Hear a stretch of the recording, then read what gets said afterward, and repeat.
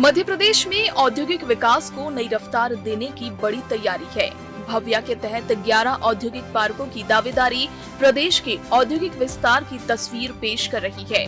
9,000 एकड़ से ज्यादा क्षेत्र और 8,000 करोड़ से अधिक की प्रस्तावित लागत निवेश, उद्योग और रोजगार के नए अवसरों की उम्मीद जगा रही है।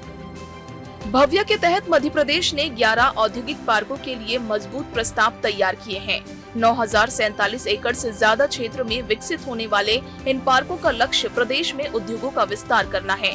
प्रस्तावित डीपीआर लागत 8,144 करोड़ रुपए से अधिक है, जो औद्योगिक विकास की बड़ी तैयारी को दर्शाती है। गुना से ग्वालियर, धार से उज्जैन, रतलाम से सागर और जबलपुर से सतना तक औद्योगिक गतिविधियों का विस्तार प्रस्तावित है। इन पार्कों में plug and play infrastructure, logistics, R&D, skill development और श्रमिक सुविधाओं पर जोर दिया जाएगा। इससे निवेशकों को बेहतर सुविधाएं और उद्योगों को मजबूत आधार मिलने की उम्मीद है। भव्या के जरिए मध्य प्रदेश में उद्योगों के लिए ऐसा इकोसिस्टम तैयार करने की कोशिश है, जहां जमीन के साथ जरूरी सुविधाएं भी उपलब्ध हो। बेहतर कनेक्टिविटी, लॉजिस्टिक्स और स्किल डेवलपमेंट से उत्पादन क्षमता बढ़ाने और स्थानीय स्तर पर रोजगार के नए अवसर पैदा करने की संभावनाएं मजबूत हो सकती है। मध्य प्रदेश की सरकार एक ऐसा वातावरण देने का काम कर रही है जिससे निवेश प्रस्ताव लगातार बढ़ रहे हैं। उनको धरातल पर उतारने के लिए हम पूरी तरीके से प्रतिबद्ध होकर काम कर रहे हैं। चाहे उद्योग पार्क लगाने की बात हो, 11 नए पार्क जो आपने बताया, निश्चित रूप से केंद्र सरकार की मंजूरी के उपरांत धरातल पर हमको दिखाई देंगे।